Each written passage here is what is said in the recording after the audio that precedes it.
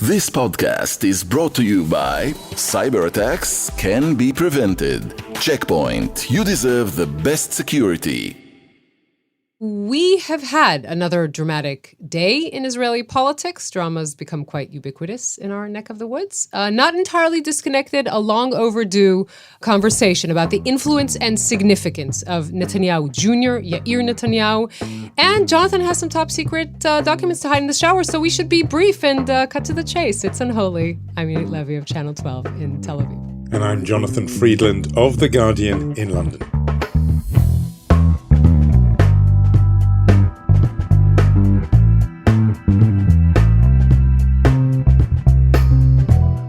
Unholy, two Jews on the news from Keshet Podcasts.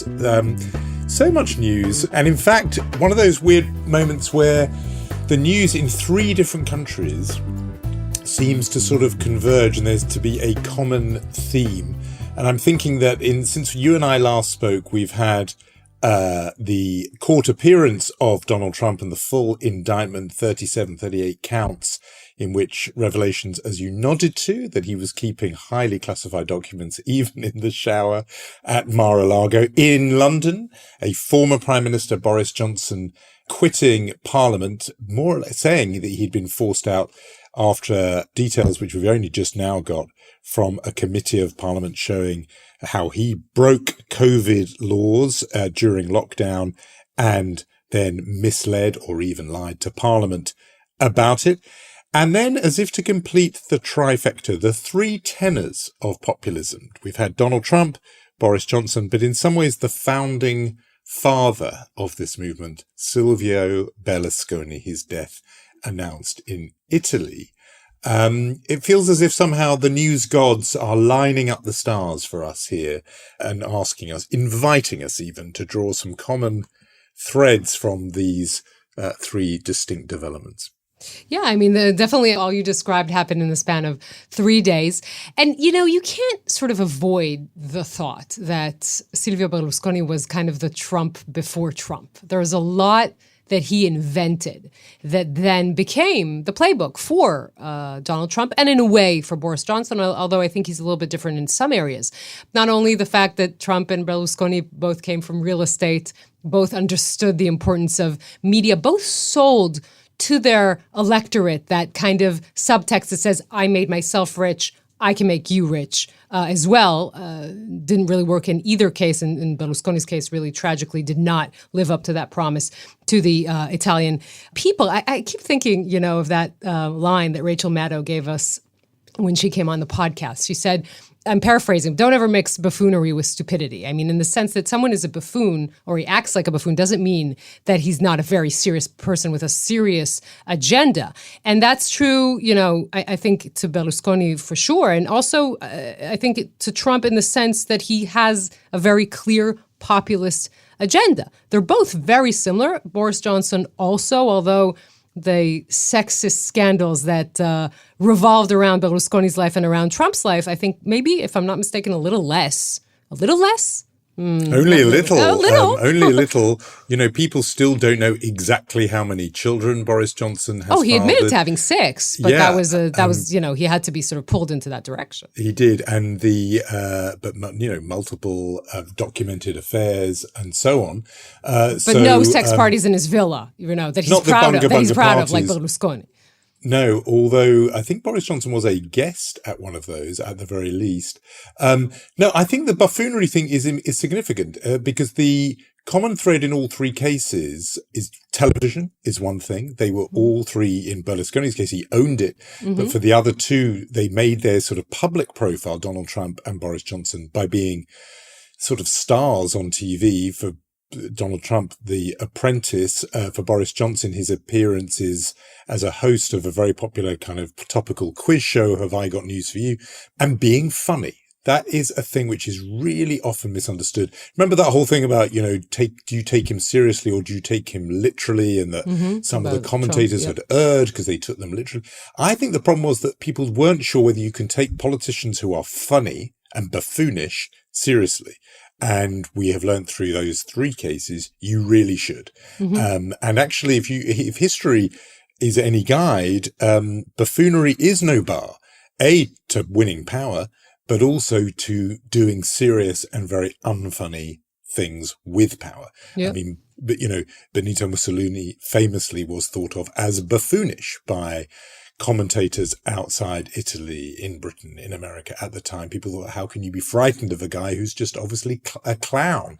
Well, we learned that lesson, I think. So the missing name from that list is Benjamin Netanyahu for this reason, which is that there are people who used to say not that Netanyahu was the Israeli Trump, but rather that Trump was the American Netanyahu. That he, of all of these, actually, this particular brand of populism, not the humor, not the buffoonish personality, he's definitely an exception to that rule, but to the populist appeal, the notion of running against elites who are conspiring against the people, was Netanyahu the first of this quartet, just to expand our three tenors into now a barbershop quartet, was Netanyahu actually the pioneer? Because Netanyahu in power in 96. So, he, Berlusconi, both in the mid-90s, but who was the one who crafted the template?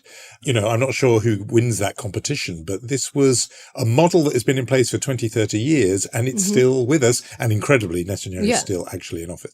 Let's not forget that Berlusconi also had the many, many legal woes. He was convicted only once for tax fraud, but he also used the, how shall we say this, maneuver of waging a war against the judiciary to sort of turn the attention from his legal woes. I'm still talking about the Italian prime minister, if anyone is confused, but that is definitely another page out of the playbook. We should say something about Berlusconi if we're already on that topic, and we like to see things through the Jewish lens and occasionally the Israeli lens. He really changed Italy's viewpoint on Israel. Italy was more pro-Palestinian before he came along. He was very pro-Israel. I think he's one of the reasons the Vatican recognized Israel in 1993, if I'm not mistaken. But again, that helped people like Netanyahu to overlook certain things in Berlusconi's sayings. He was quite soft on issues like the history of fascism and quite soft in other areas. He famously once said that his children feel like Jewish families under Hitler's regime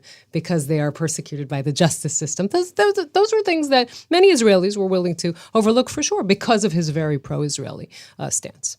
And that too has become a template in the decades since, the notion of these very right-wing figures. Viktor Orban in Hungary would be another example, who are, as it were, allowed in their domestic politics to whistle a few of the old anti-Jewish tunes, but are nevertheless, in Orban's case about George Soros and so on, but nevertheless, because they're pro-Israel, they're given a bit of a pass. That is one of the features of this kind of brand of populist politics. But yeah, one way and another, three of the biggest figures in that kind of politics in the news, one facing judgment in a Florida court, another fleeing from judgment in Boris Johnson quitting the Commons before he could face the full wrath of the committee that investigated him, and the third, Silvio Berlusconi, facing a kind of ultimate judgment in the court on high, perhaps, as you and I speak. Who knows how that works?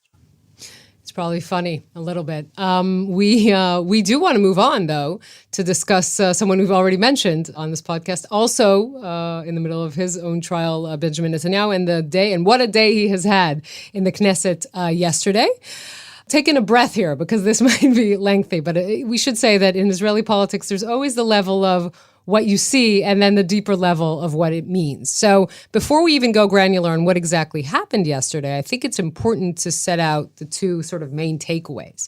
One is that there was an opportunity to calm things down in the Israeli sphere, in the everything that has to do with the judicial overhaul and the protests. There was an opportunity to maybe show that Netanyahu's leaning towards this sort of compromise. That opportunity was not seized yesterday. And the other thing that happened is that Netanyahu seemingly lost, but I'm not actually sure that that is the reality of what happened. So should we go through the kind of weeds of what happened yesterday to try and explain to our So on this, you're going to baffled- need to walk me through this very, very patiently, because this is an absolute thicket of procedure and complexity. But underneath it or through it is a very important and sort of compelling political story. But go on, I'm all ears for how this procedural drama played out. Right. So let's first of all set the stage on why yesterday mattered. Yesterday was Wednesday. The Knesset was about to vote on representatives who would make up the Judicial Appointments Committee. And again, this was to be an important sign. If Netanyahu agreed to go along with tradition and say, we're going to have one coalition member and one opposition member in that Judicial Appointments Committee, then that would signal to everyone, the protesters and the financial sector and the Americans, everyone, I'm leading towards compromise. If, on the other hand, he had said, you know what, no, I want 2 members from the coalition and no seat for the opposition, that would signal to the other side, I'm going ahead with this judicial reform. And Netanyahu, being Netanyahu, did what he occasionally does do, which is delay, delay, delay. So his plan, when he realized that his coalition is not with him, and particularly his base in the Likud is not with him, he said, you know what? We are pulling away all of the candidates from the coalition and thus nullifying the vote, and we will delay this for a month. That was what was supposed to happen. This, of course, enraged the opposition. It made the leaders of the protest promise to have a huge demonstration in the evening because Netanyahu was delaying this process. And then something happened. There's always the unexpected, because this is a secret ballot, I should remind you. So secret ballots are always tricky. You can't control them. And Tali Gottlieb was one of the more unruly parts of Netanyahu's Likud party. She's a member of Knesset, by the way, just teasing our next conversation, very close in proximity to Yair Netanyahu. She decided that she will not pull her candidacy. The vote had to continue. And in that vote, she lost, and member of opposition Karine El-Harar from Yesh Atid, from Yair Lapid's party, won.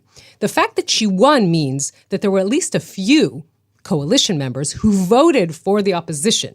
So that is important, because now whatever the makeup of the Judicial Appointments Committee will be, it has an opposition member. So it looked like Netanyahu lost, right? He couldn't control his coalition. He had a member of opposition win, but I want you to notice what the alternative was. Again, because if Netanyahu, again, had went for the decision to go to some sort of compromise, he would have enraged his own base. If he had done the opposite, he would have enraged the protests. Now, what happened was, he managed to delay, because the vote will delay anyway. There's no coalition member elected, because Tali Gottlieb lost. And he sort of lulled the opposition, because, of course, they said, you know what, we are freezing the discussions and negotiations in the president's house. But actually, there's not a great reason to now go up out in the streets, because the opposition actually won. I'm not sure I made anything completely clear here, but the situation is what Netanyahu, at the end of the day, he doesn't look good. It's a humiliating vote for him. But he won the most important game for him these days, which is political survival. And that is, I think, the bottom line. If it was about buying some time, he bought some time. Maybe not in the way he planned or wanted, but he comes out of it to live to fight another day. And this will come back, I think, in 30 days' time or so for another round. So, yeah, he lives to that one. I'm fascinated by the secret ballot and who those people were and what their motives were. You and I I've talked about this, obviously, since the start of the year. And one of the questions I periodically put to you is, are there some dissenters, some liberal rebels, liberal in huge quotation marks, within the ranks of the Likud and the governing coalition who don't like the idea of this judicial coup, as the protesters have always called it? And we got close to understanding who those 3 or 4 people might be when, for example, the defense minister was sacked and then unsacked. And there were 2 or 3 voices who emerged to say, well, this has probably gone too far. Those people who called for a pause. Is it safe to assume that the people who furtively, secretly from behind the curtain in that little Knesset polling booth voted for a member of the opposition to be on the Judicial Committee, is it fair to assume those people are, as it were, relatively more liberal, who are worried by these judicial reforms and wanted the restraints of the old system to survive? Or were they playing some weird double game and they're actually people on the right who somehow wanted to undermine Netanyahu? You tell me, but I'm interested to know if we are just beginning to see that faction that could be the difference between these judicial reforms ever going through, even in some new reduced form in a year or two's time. Well, lucky for you, Channel 12 actually spoke anonymously to one of the people who voted with the opposition. And he said, he or she, I will say, that they voted to save Netanyahu from the hardliners like Justice Minister Yair Levin, because if Netanyahu's plan had worked, i.e. to nullify the whole vote without an opposition, without a win for the opposition, then the furious, spontaneous protest that started after Netanyahu fired Gallant would happen again. So this is someone who actually kind of played a little bit of a game and said, wait a minute, if we don't give the opposition a win, then what we're going to see is the protest reignited, etc. But that's one reason. I don't have all of the reasons. But it's safe to say, again, because it's a secret ballot, that this was not totally under Netanyahu's control. Again, as I say, the bottom line is, there's another 30 days. A lot can happen. A lot of plates are in the air. There's a vote for the Israeli Bar Association. Someone can be voted in, and this, of course, affects the makeup of the committee in the Knesset. Someone can be voted in that's pro-Netanyahu. So all of this is a very classic Netanyahu maneuver. We should say, after saying all this, two things. First of all, a day before this decision was made by him, it was leaked that the Biden presidency, the Biden administration, is inviting President Herzog to Washington, and not Netanyahu, yet not receiving the invite. I assume that also maybe had some sort of effect on his appetite to go through with some sort of compromise. And again, as much as we say that Netanyahu saved his position for another month, the general public sentiment in this country is shut it down. We don't want to hear about the judicial overhaul anymore. We want some sort of compromise. We don't want protests in the street anymore. And this is going against that because it didn't shut down the judicial overhaul. It's just keeping it alive for another month at least. Yeah, and we should just, in closing on this topic, we should just mention the other player in the drama, which are the street protesters. And they were coming out again on the eve of this vote, as if to just give a little reminder, we haven't gone away. There's some pressure from that direction as well, not in the huge numbers or anything, but as a kind of just a little, raising their hand and doing a little wave saying, we're over here. If this doesn't go the right way, we are ready to mass on the streets yet again for another week. And that, I'm talking of, events outside the Knesset that are still obviously making the weather. And I know we're going to get into this much more in a future episode, but some news that is troubling. Yes, we should talk about, and as you said, we're going to flesh this out in an upcoming episode, but the Arab community in Israel, there's a wave of violence. We have mentioned this on occasion, more than 102 people murdered since the beginning of the year. That is 3 times as many if you compare it to last year. It's people who are murdered in gang violence. In a way, I think it's maybe more accurate to call it clan violence. It's a very big families in the Arab-Israeli community. Last week on Friday, after we recorded our episode, there was 5 dead murdered in a car wash in Yafia in the northern part of Israel. That's a massacre, really. There's not a different word for that. There was a teenager called Sarit Ahmed who was murdered, and the police suspect her brothers. She was part of the LGBTQ community. And these are all tragedies. This is also a story about the police that is completely, and it's an inability, not enough resources, not enough people to deal with this, weapons coming into the Arab community from the military and from the West Bank. So this is a whole big story. And of course, if you add to that the fact that the minister responsible for this, the minister of police, is someone who, first of all, for large parts of his life was actually under police investigation, but maybe more importantly to this topic and more relevant, he's also someone who had for many years the anti-Arab rhetoric. I don't know how much the Arab community can trust this sort of makeup of the police department, whoever's responsible, but still, it's a very big tragedy in Israel. It's not being dealt with seriously enough. It's a problem that didn't start with the Netanyahu government. It obviously started a lot before, but we're seeing the terrible manifestations of it now.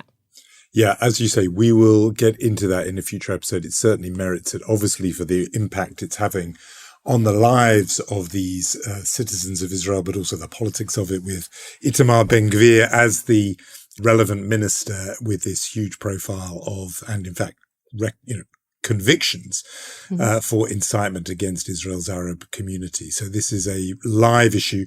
It may well be the issue that indeed propelled him into the position of power he now has. So we will return to that. But we should get to our guest for this week and its subject. The issue of the Prime Minister's son is one of the most radioactive issues in Israeli politics. And our guest is somebody who I think it's fair to say does not hold back. He is not, on the one hand, on the other, merchant. He is somebody who has a very clear and unabashed view of this very toxic topic.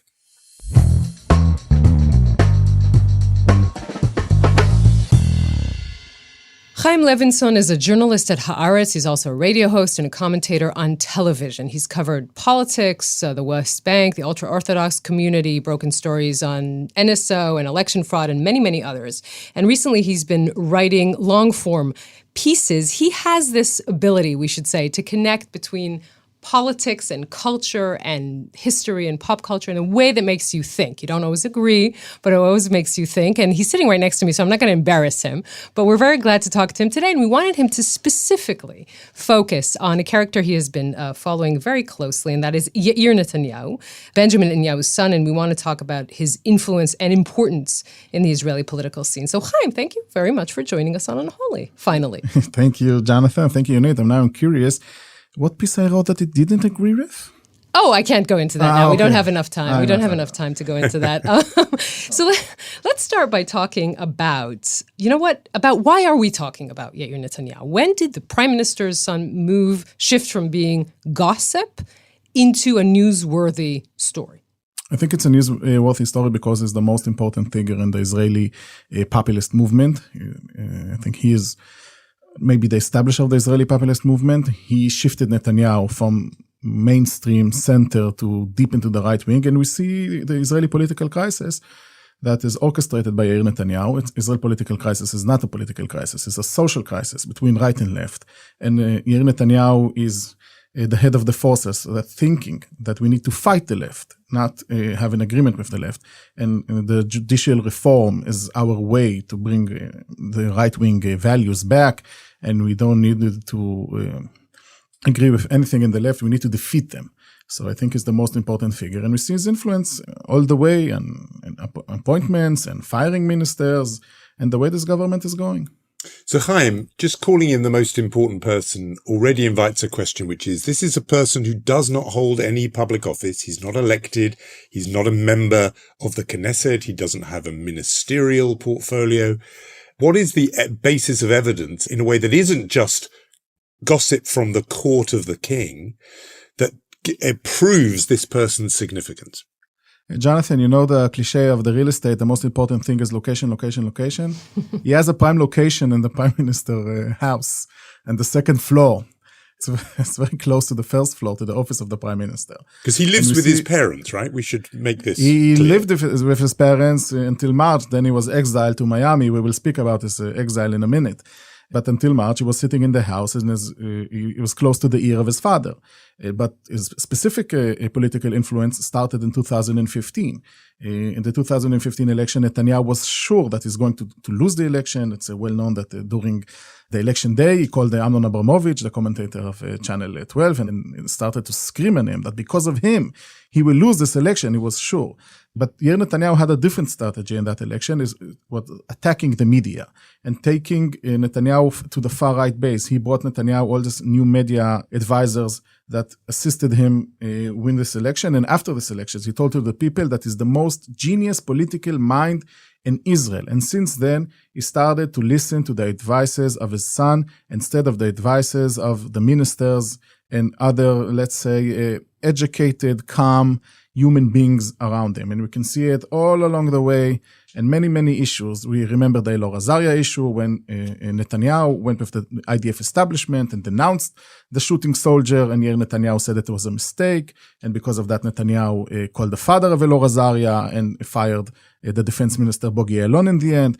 We saw it in 2017 in the Temple Mount security crisis. By the way, Yariv Levin, I can tell you from my sources, Yariv Levin, Netanyahu didn't want him to be the justice minister. He preferred Amir Ohana, because Amir Ohana you can control. Yariv Levin is very hard to control. He's a very ideological man. And Yair and his mother demanded Yair Levin, and they won. You know, this is also interesting. It's hard to stop and unpack it. But let's go to, when you say he fires ministers, he appoints ministers, let's again go through the facts, what we know. Because what has been said in these political circles, and I'm wondering if you can corroborate this, again, that the people who are close to Yair are being promoted. People like Shlomo Kari, the Minister of Communication, people like Amir Ohana, who's the Speaker of the Knesset. Is that true? Is that what we've been seeing? It's true, and Yair gave his father this advice, the most worst advice in the past maybe 2 decades, to fire the defense minister Yoav Gallant in the end of March. And we saw it in the circumstantial evidence, the people that Yair is promoting all the time, the propaganda minister Galit Sital, and I hope she will not be insulted. She's the public diplomacy minister, I'm just saying. Okay.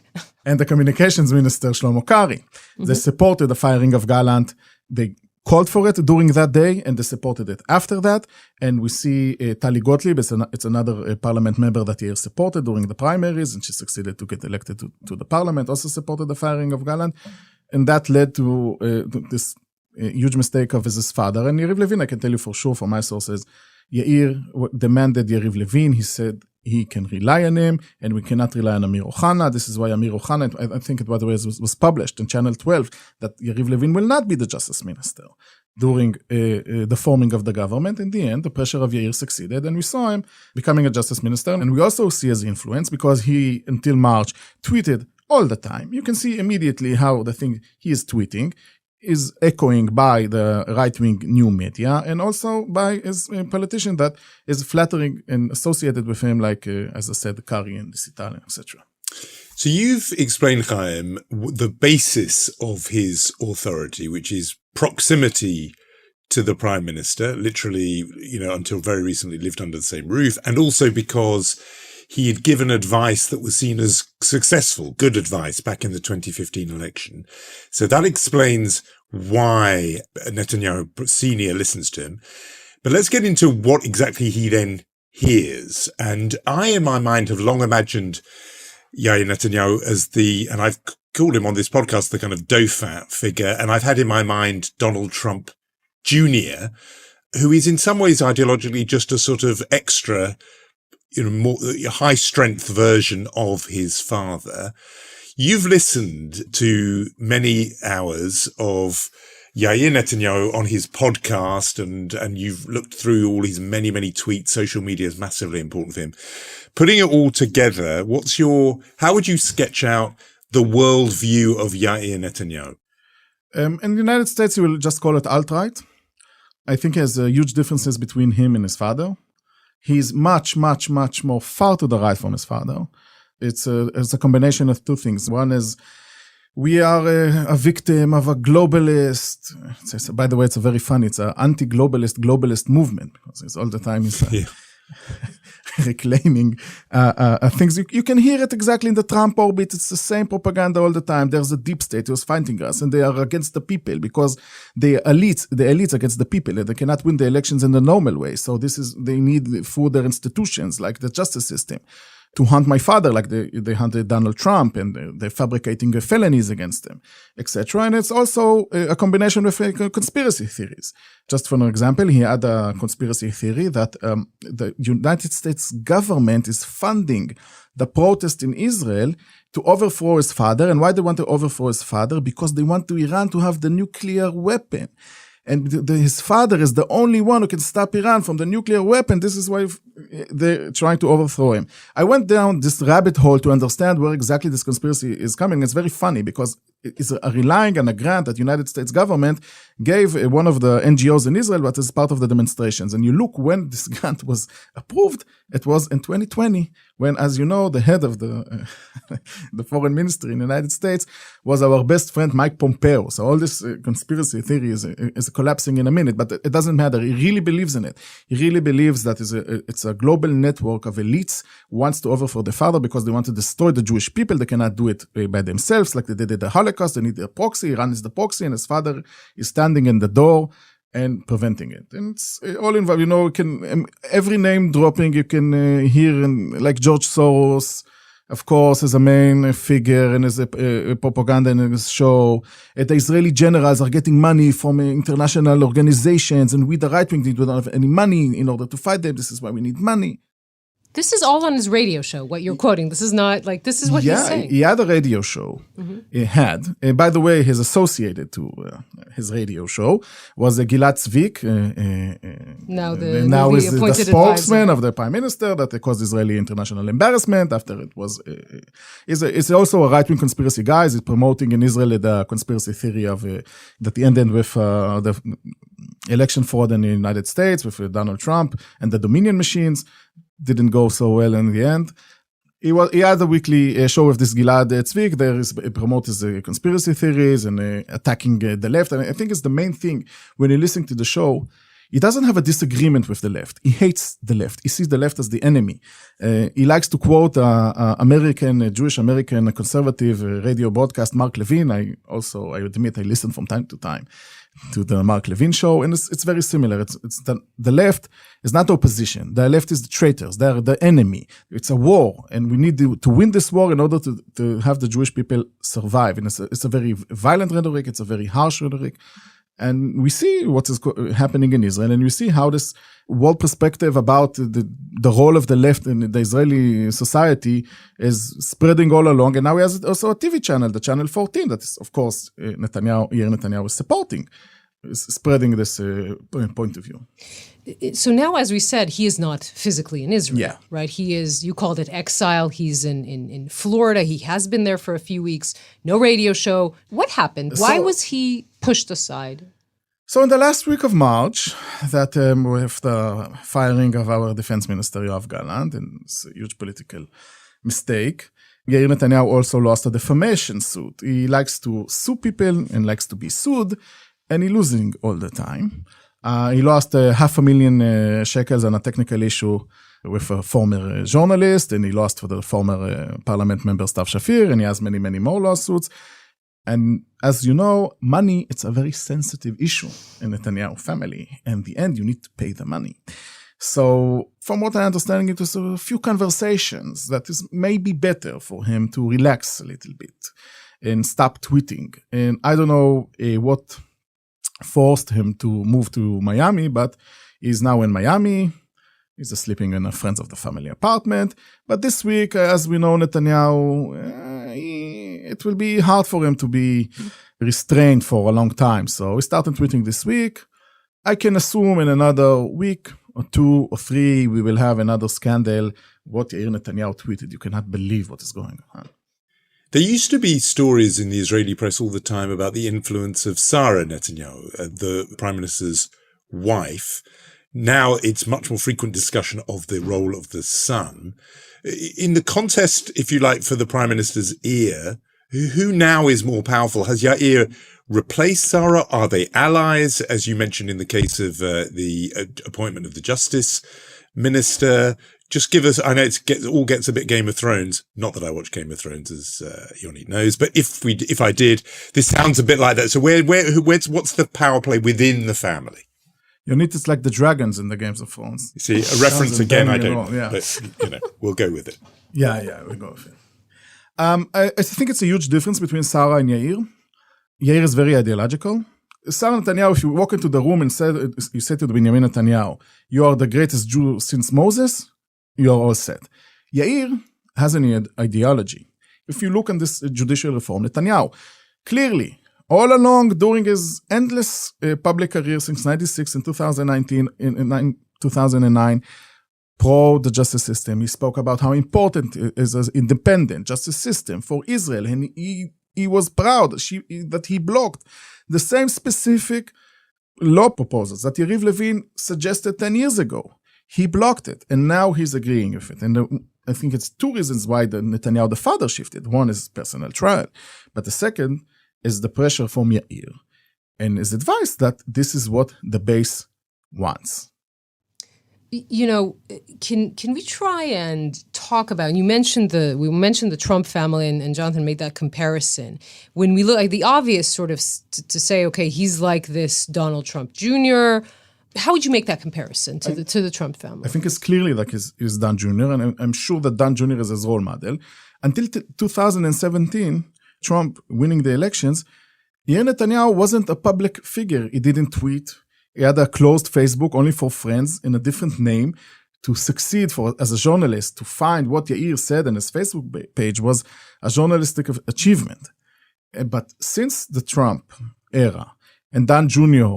take the rhetoric as his father, and even it was a more extreme version, I think he's trying to copycat him and be like his father's Don Jr. And also, I think, by the way, from time to time in his tweets, praised Dan Jr. for his fight for his father. And in that way, I think it's not like Jared Kushner. Jared Kushner was a substance guy. You can agree, you cannot agree, but he did a real work. Yair Netanyahu doesn't do any real work to his father. He's just a public opinion guy, a public rhetoric guy, and a public guidance guy. You know, this kind of begs the question, will he eventually go into politics himself? Or does he like this sort of position? I think he's too lazy to go into politics. And it was rumors that he will jump in 2019. But he didn't do it in the end. I don't think he will go into politics. It's an interesting question what he will do after his father will be retiring, if it will ever happen, another 20 years. At the age of 50, it will be interesting to find a job for the first time. But I don't know what he will do after his father era. And it's a question, what Dan Jr., Eric Trump, and Jared Kushner will do after Donald Trump era. Yeah, to find a real job, no? I agree. I think it's a fascinating question. It's a kind of real-life succession story. I don't think he will jump into politics. It's too lazy. I don't see him sitting in the parliament and the committees and waiting to his turn to speak for 4 minutes and cutting video to the social networks. And he's in a better position now. He can sit in Miami and through his phone.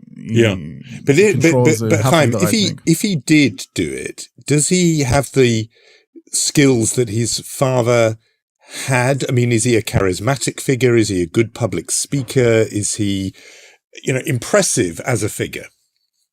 No. This is the shortest answer I had in this podcast. Just no. It's a very rare to find anybody with a charismatic figure like his father.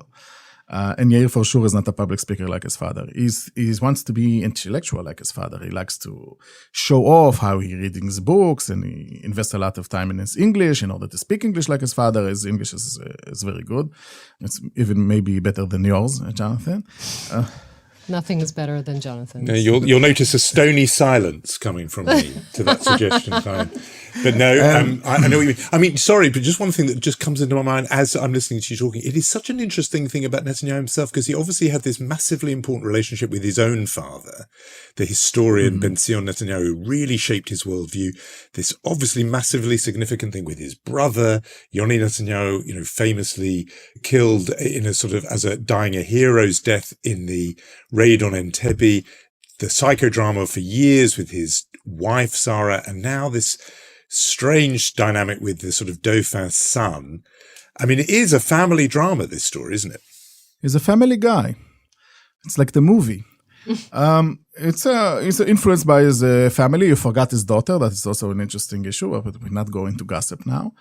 And I think Yair Netanyahu, I think he has this historical perception that he's a part of a great family from Rabbi Natan Milikovsky that immigrated to Israel, and Ben-Zion Milikovsky, of course, that became Ben-Zion Netanyahu, and his father. He wants to be perceived as an intellectual like his father.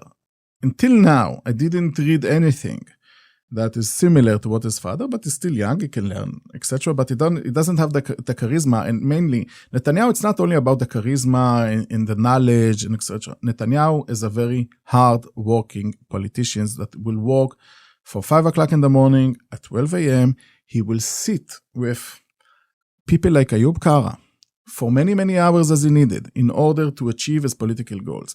I don't think Yair Netanyahu has the ability, the working ability that his father has. And this is the major difference between the two of them. Some people research his tweets, what hour he's starting to tweet. And you see he has problems of getting up early in the morning, I would say, like that. It's around 12. The day is starting. It's very hard for him to get up in the morning. So such a kind of a person that is age 30, didn't really work in his life, has a problem getting up in the morning. I don't see him jumping into politics and winning. when they are asked, when Benjamin Netanyahu or Sarah Netanyahu are asked about Yair, they said, look, this is a kid who has been in the spotlight from the age of 5, right? His father, even then, when he was first elected, hated or loved, but, he has been in the spotlight. He's been under pressure. He's been attacked. The family has been attacked. So what do you want when he is fighting back, essentially? That is the main sort of claim that they would make. He's a kid. He's been attacked his whole life. So he's firing back a few shots. What do you want from him? Yeah, this is the famous story that they repeat all again and again and again, how it was a satire program that made fun of the Netanyahu family. Yeah, they made fun of them in 97 when he was right. only 5 or only 6, etc. They like to repeat the story. But I don't think it's an excuse. First of all, to be the son of the prime minister is a privilege. I can imagine it has some advantages. And it's not an excuse to this disgusting rhetoric he has, and this extreme right-wing worldview that he's promoting. And you see his brother, Avner, that I don't know if he shares exactly the same ideas. You don't hear from him too much. He's studying now in London, next to our friend Jonathan. And you don't hear from him a lot. You don't hear this despicable claims that comes from Yair about everybody being traitors, about the propaganda media, about the Al Jazeera media, about the media supporting terror, etc. You don't hear from his brother. This may be our last question, Chaim, but this point about him being now in Miami, you've talked to, but we've made together the comparison with the Trump boys and his politics that fit into that kind of the alt-right in America. What do they make of him? I mean, is he finding a place inside that world? Is he appearing on the shows of, I don't know, the Tucker Carlsons or the Steve Bannons or whatever? Is he beginning to be a figure on the American right, given that he's there? Or is his focus or his place still very much in the Israeli right ecosphere? Since he moved to Miami, he didn't give any interviews in the United States. In the past, he was associated with some evangelist organization in South United States, and he gave some interviews to OAN. He's promoting Mark Levin. He promotes every American journalist who supports his father. All the time, they're using, by the way, the right-wing journalists at the United States that promote his father claims regarding to the trial, for example, as the proof. If even in the United States, they understand that this proof is it's a conspiracy against my father and there's no real evidence, there's no real felonies, etc. It was a long, very long Mark Levin show, like 30 minutes about Netanyahu trial that is a completely fiction from his point of view. And you can see Yair's Netanyahu fingerprints all around that show. Chaim, thank you so much. It was fascinating talking to you. Thank you. Thank you, Chaim.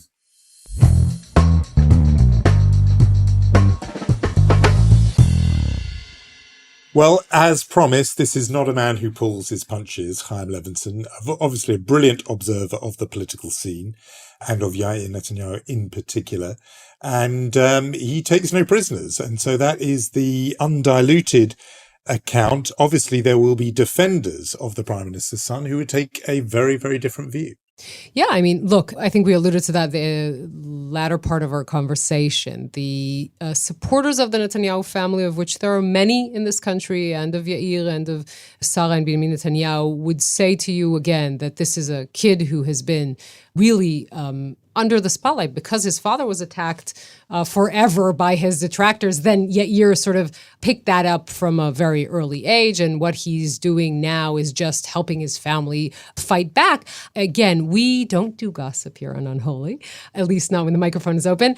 This isn't gossip. This is a very, I think it's very clear from the conversation, this is a very prominent young man in Israeli politics. He has a lot of influence on the politicians around his father and specifically on his father. So I think it was an important sort of opening up that sort of conversation into really who is he and, what he believes in. And wholly relevant if you're talking about this prime minister, as Chaim Levinson said, Benjamin Netanyahu is a family guy. He has always said it was the influence of his father and his brother that drove him into politics in the first place. It is absolutely clear from his own long history that he listens to very closely those people in his immediate family. And therefore, the son of a man who has been prime minister on and off for much of the last 30 years in Israel Israel, is going to be a key figure of influence and therefore obviously merits the kind of attention and scrutiny that Chaim Levinson just gave him in that conversation. So really fascinating, and one obviously we will keep an eye on. So we should hand out some awards, I think. Let's. For chutzpah, we return to an old favourite as a subject goes, and I put that in rather large quotation marks. You'll remember we covered on the podcast last year when the school board in the American state of Tennessee moved against Maus, the graphic memoir, graphic in the sense of comic book style, memoir by Art Spiegelman telling the story of his father, a survivor of the Holocaust. You know my view, I think it is one of the truly great works of art about the Shoah, up there with the Claude Lanzmann film Shoah or Primo Levi's writings. I think it is a truly enduring work of art.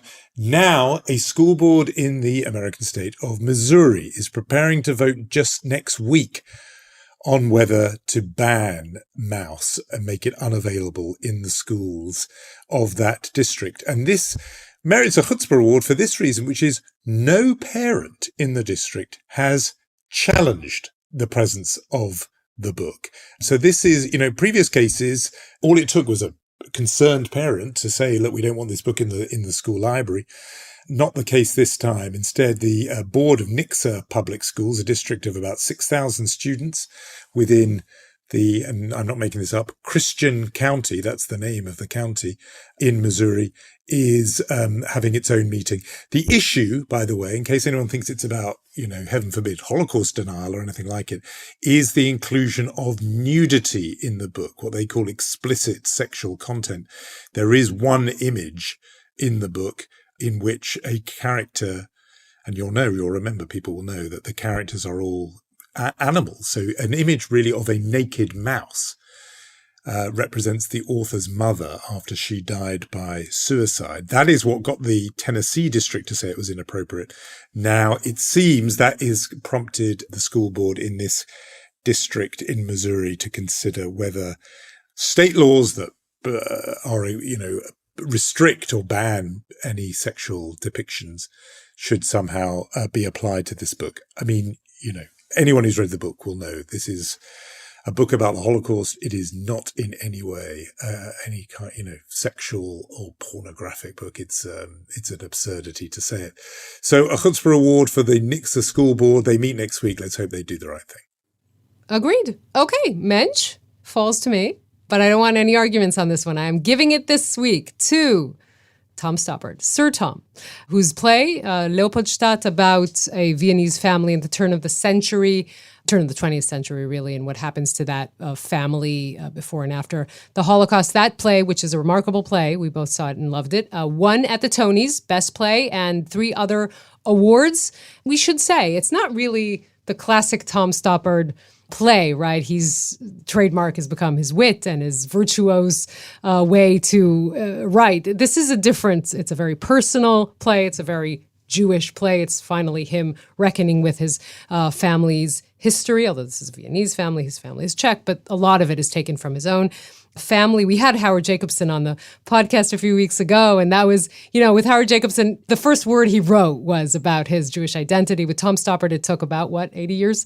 This is a beautiful play, and I think it deserves its accolades. This is his 5th time winning the Tony. He won the first one 55 years ago, and I think he's, well-deserved. Very much so. I mean, I think the lateness of it is what makes it to me so fascinating, that he came to the Jewish themes. In some ways, Jews who are steeped in this stuff have debated some of those issues that are in the play when they were teenagers or in their youth. The idea of a man at this late stage in his life coming to those arguments about Zionism and assimilation and where do Jews belong and where do Jews thrive and prosper, and coming to them almost with a sense of freshness and sort of novelty that now he's out. It's a kind of coming out play. And for a man in his early 80s to be doing that, it's fascinating. So a mensch award to add to his Tony Award. I know which one he'll appreciate. It's his week, more. I think. It is his week. It really is a week. We should say that a version in Hebrew is now of Leopoldstadt is now playing Habima, the National Theater in Israel. It really is a beautiful play. Yeah, so I was going to say that we will be joined by a theatrical night of a different kind next week on Holy. We have a very special guest we're extremely excited about, but another night of the British and really global theatre scene joining us next week. I was just going to give a little mention, you know our category there, to Shira Geffen, daughter of the late Yonatan Geffen, the musician, poet, writer, whose death we covered on the podcast not long ago. Shira Geffen is giving funds from her late father's estate to the Palestinians of Masafar Yatta in the West Bank, a Palestinian village, community, whose land is going to be taken away, their community to be evacuated, emptied out, to make room for an IDF firing range. It's been the centre of protests for a long time. It's caught some global attention, and now Shira Geffen, as an Israeli, giving money from her late father's estate to those Palestinians struggling for the survival of their community against this state action. So I think a mention for Shira Geffen. Obviously not something that went down well with all of the Israeli community. We should also mention that Shira, during her father's funeral, was wearing a T-shirt that says "No democracy with occupation." That also got a lot of attention. But this is the will of her father. These were the politics of Yonatan Geffen. He was never shy about it. This is her politics, and this is her following through with what he wanted. Okay, so we will. Sarah, thank you to Gaia Glazer, Omer Primat, Rom Atik, and Yair Bashan, also Roni Harniv for helping us out this week. And we shall meet next week, Jonathan. We shall, with that special guest. We'll see you.